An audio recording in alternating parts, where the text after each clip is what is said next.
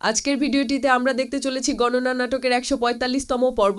গহনা আলিয়াকে গয়াল করে বেঁধে রেখে আয়ুষ্মানকে খুঁজতে চলে গেল জঙ্গলে। গহনা দূর থেকে দেখতে পায় আয়ুষ্মান জঙ্গলে অজ্ঞান হয়ে পড়ে আছে, তার সাথে একটা নেকড়ে রয়েছে। গহনা একটা পাথর নিয়ে নেকড়ের গায়ে ছুড়ে মারে, এমনটাই দেখতে পারবেন ১৪৫ পর্বে। গহনা আলিয়ার হাত ধরে বলছে তোর হাতে পাউডার লেগে আছে, তার মানে তুই এই পাউডার গুলো লাগিয়েছিস, এই বাড়ির মানুষদেরকে কি জাদু করছিস। সেই মুহূর্তে আলিয়া কিছু বলতে যাবে আর তখন গহনা বলে ব্যাস আলিয়া তোমার বিষয়ে আমি ভালো করে জানি। প্রথমে তুই ডাক্তার বাবুকে নেকড়ে বলে আমাদেরকে ভয় দেখানোর চেষ্টা করলি, গেটের সামনে তুমি পাগল রেখেছি, এখন তুই ডাক্তার বাবুকেও খুঁজে পাওয়া যাচ্ছে না, বল তুই ডাক্তার বাবুকে কোথায় রেখেছিস। তখন আলিয়া বলে আমি জানি না তোর ডাক্তার বাবু কোথায়। আলিয়া পিসিমাকে বলে আপনি কিছু বলেন না, গহনা আমাকে মিথ্যা অভিযোগ দিচ্ছে। পিসিমা তখন রেগে আলিয়াকে বলে আমি সবকিছু চোখ দিয়ে দেখতেছি, আয়ুষ্মান তার রুমে নেই, তবু এখানে যে পাউডার রয়েছে সেই পাউডার তোমার হাতেও লেগে রয়েছে। পিসিমা আলিয়াকে বলে সত্যি তা বলো। আর তখন কমলামা আলিয়াকে বলে বল আমার ছেলে আয়ুষ্মান কোথায়। আলিয়া তখন বলে আপনারা কেন আমার কথা বিশ্বাস করতেছেন না, আমি তো আপনাদের সাথেই ছিলাম, আয়ুষ্মানকে তো আমিও খুঁজছি। ঠিক তখনই গহনা আলিয়ার হাত ধরে বলে তুই এভাবে কিছু বলবি না,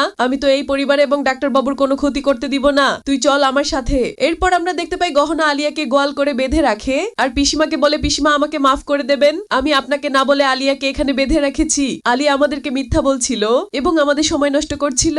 তখন আলিয়া বলে পিসিমা আমাকে বিশ্বাস করুন। সোনা বলে আমার মন বলতেছে আলিয়াকে বিশ্বাস করা ঠিক হবে না, চলিন আমরা ডাক্তার বাবুকে খুঁজতে যাই আর আলিয়া এভাবেই থাকুক। আলিয়া গহনাকে বলে তুই আমাকে ছেড়ে দে, পরে দৃশ্য দেখতে পাই পরিবারের সবাই জঙ্গলে আয়ুষ্মানকে খুঁজতে যায় আর তখন চক্রী বলে গহনা এত বড় জঙ্গলে আমরা কিভাবে আয়ুষ্মানকে খুঁজে পাবো। তখন গহনা বলে আপনি একদম ঠিক কথা বলছেন, আমরা এক একজন এক এক দিকে খুঁজতে যাব, তাহলে তাড়াতাড়ি ডাক্তার বাবুকে খুঁজে পাওয়া যাবে। পিসিমা বলে একদম ঠিক বলছো। এরপর এক একজন এক এক দিকে চলে গেলে পরের দৃশ্য দেখতে পাই গহনা সামনের দিকে তাকিয়ে দেখতে পাই আয়ুষ্মান অজ্ঞান হয়ে পড়ে আছে, আয়ুষ্মানের সাথে একটা নেকড়েও বসে আছে। গহনা তখন একটু ভয় পেয়ে একটা পাথর তুলে নেকড়ের দিকে ছুড়ে মারলে সেই মুহূর্তে নেকড়েটা না চলে গেলে গহনা তখন নিজের জীবন পরোয়া না করে সামনের দিকে এগিয়ে যাচ্ছিল, সেই মুহূর্তে একটা জালের ফাঁদে আটকা পড়ে যায় আর গহনা দেখতে পাই সেই নেকড়ে আয়ুষ্মানের মাংস চিবিয়ে খাচ্ছে। গহনা অনেক তাড়াহুড়ো করে তার হাতে থাকা চুড়ি দিয়ে জালটা কেটে নিচে নেমে দেখতে পাই নেকড়ে এবং আয়ুষ্মান সেখানে নেই। আশ্চর্য হয়ে আয়ুষ্মানকে খুঁজতে থাকে আর এদিকে দেখতে পাই পিসিমা পায়ে আঘাত লাগার জন্য বাড়িতে এসেছে। পিসিমা তখন বাড়িতে একটা শব্দ পায়, তখন পিসিমা বলে রাগত তো বেডরুমে রয়েছে আর সবাই তো জঙ্গলে, তাহলে এখানে শব্দ করছে কে। এই ভেবে পিসিমা হাতে একটা অস্ত্র নিয়ে সামনের দিকে এগিয়ে মারতে যাবে, ঠিক তখনই দেখে চক্রী। পিসিমা চক্রীকে কিছু বলতে যাবে, সেই মুহূর্তে আয়ুষ্মানের মা কমলা ছুটে আসলে পিসিমা বলে আমি তোমাদেরকে বলছি না আয়ুষ্মানকে জঙ্গলে খুঁজতে, তাহলে তোমরা বাড়িতে কেন।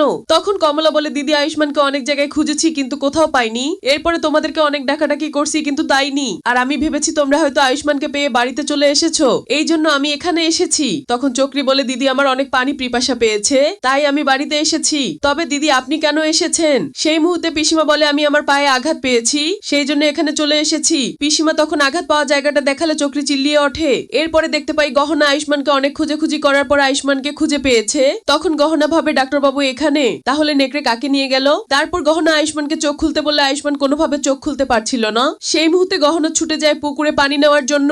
গহনার পায়ের নিচে একটা রেডিও বক্স পড়লে গহনা রেডিও বক্সটা কানের কাছে নিলে শুনতে পায় ওখানে আয়ুষ্মানের চিল্লাচিল্লির আওয়াজ রেকর্ড করা আছে। গহনা তখন ভাবে কিছুক্ষণ আগে আমি দেখছিলাম ডাক্তারবাবু তার নেকড়ে চিবিয়ে খাচ্ছে, ওটা তাহলে একটা নকল নাটক ছিল, তবে চালগুলো কে চলছে, আমার মনে হয় এসব পালিয়ে করছে।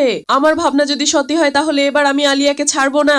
এরপর কিছু পানি নিয়ে গহনা ছুটে আয়ুষ্মানের কাছে আসে এবং পানি আয়ুষ্মানের চোখে মুখে ছিটিয়ে দিলে আয়ুষ্মানের জ্ঞান ফেরে। তখন আয়ুষ্মান বলে গহনা আমি এখানে কিভাবে আসলাম। গহনা তখন বলে ডাক্তারবাবু এখানে আপনাকে নেকড়ে নিয়ে এসেছে আর ডাক্তারবাবু নেকড়ে তো আমাদের রুমে পর্যন্ত গিয়েছিল, নেকড়ে তো আমার একদম কাছে চলে এসেছিল, আমি একদম ভয় পেয়ে গেছিলাম, তবে কেন জানি আমার কোনো ক্ষতি করেনি। এখন দেখতে চলেছেন ১৪৫তম পর্বে দেখতে পারবেন গহনা আয়ুষ্মানকে বাড়ি ফিরিয়ে আনা মাত্র কমলা আয়ুষ্মানকে বলে বাবা তুমি কোথায় ছিলে, তোমার কিছু হয়নি তো। এরপর আয়ুষ্মানের পিসে আয়ুষ্মানকে বলে বাবা তুমি কোথায় ছিলে, আমরা তোমাকে কত জায়গায় খুঁজাখুঁজি করেছি।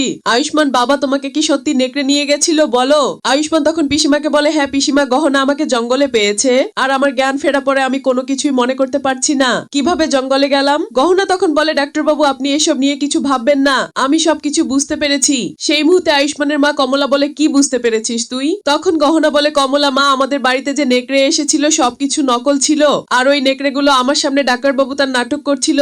সেই মুহূর্তে সেখানে থাকা সবাই অবাক হয়ে যায় আর পিসিমা বলে কি বলতেছিস তুমি গহনা। সেই মুহূর্তে গহনা বলে হ্যাঁ পিসিমা এসব নাটক ছিল আর এগুলো কে করেছে আমি সব জানি। যখন বলে কে আর তখন গহনা বলে এসব আলিয়া করেছে। তখন পিসিমা বলে আর গহনা এসব কি বলছো তুমি, তোমার মাথা ঠিক আছে তো, তুমি তো ওখান থেকে যাওয়ার সময় আলিয়াকে গোয়াল ঘরে হাত পা বেঁধে রেখে গেছো। গহনা তখন বলে পিসিমা আলিয়া অনেক চালাক, দেখুন আমি জঙ্গলে কি পেয়েছি? রেকর্ডার। গহনা তখন রেকর্ডারটি চালু করলে আমরা শুনতে পাই আয়ুষ্মানী চিল্লাচিল্লি রেকর্ড করা ছিল।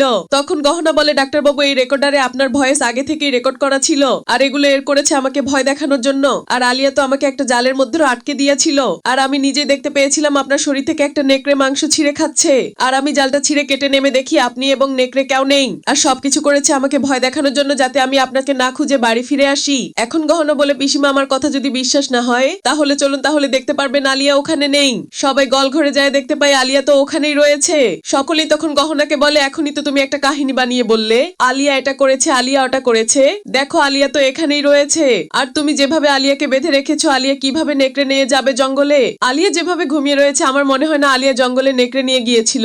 তখন গহনা ভাবে আলিয়া তো সত্যিই এখানে, তাহলে এসব করছে কি? সত্যি সত্যি কি আমাদের বাড়িতে নেকড়ে এসেছিল? এরপর আমরা দেখতে পাই আয়ুষ্মান তার মুখে হাত দেয় এবং দাঁতে কাঁচা মাংস লেগে আছে। আয়ুষ্মান তাড়াহুড়া করে সেখান থেকে চলে গেলে চক্রী তখন আলিয়ার হাত পা বাঁধন খুলে দিলে আলিয়া গহনাকে বলে, গহনা তুই এসব আমার সাথে ঠিক করলি না, তোর জন্য আমার কি অবস্থা হয়েছে। তুই মিথ্যা বলে আমাকে এখানে বেঁধে রেখে চলে গেলি, তুই তো আমার কাছ থেকে আয়ুষ্মানকেও ছিনিয়ে নিয়েছিস, তারপরেও এমনটা কেন করতেছিস? গহনা তখন বলে, যেটা আমার নয় সেটা ছিনিয়ে নেওয়া যায় না, আর ডাক্তারবাবু তো প্রথম থেকেই আমারই ছিল, এখনো আছে, সারা জীবনই থাকবে।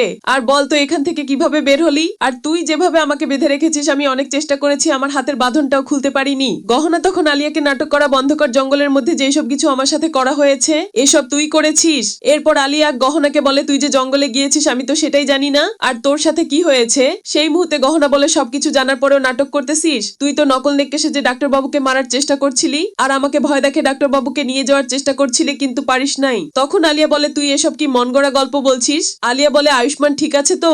আয়ুষ্মানের কিছু হয়নি তো? তখন গহনা বলে, ডাক্তারবাবু ঠিক আছে। তখন গহনা বলে, আমি জানি এসবের পিছনে তোরই হাত আছে। আলিয়া বলে, তোর কাছে কি কোনো প্রমাণ আছে যে এসব আমি করেছি? তখন গহনা বলে, আমি তো এই নেকড়ের পায়ে পাথর ছুঁড়ে মেরেছিলাম। গহনা আলিয়াকে বলে, তোর পা থেকে কাপড়টা সরা, কিন্তু আলিয়া কোনোভাবেই সরাতে যাচ্ছে না। আর এদিকে আয়ুষ্মান ভাবতে থাকে এই মাংসটা কিভাবে আমার মুখের ভিতরে ভিতরে আসলো। আর এদিকে গহনা আলিয়ার পা হাত দেখে কিন্তু কোথাও আঘাতের চিহ্ন নেই। আলিয়া তখন বলে, তুই আমাকে নকল নেকড়ে বলছিলি না, এখন তো প্রমাণ হয়ে গেল তুই একটা মিথ্যাবাদী। গহনা তখন ভাবে আলিয়া যদি এসব না করে থাকে তাহলে এসব করলো কি? ভিউয়ার্স, আজকে এই পর্যন্ত। আগামী পর্ব দেখতে চাইলে আমাদের চ্যানেলটি সাবস্ক্রাইব করে বেল আইকন অন করে দিয়ে সাথেই থাকুন। ধন্যবাদ।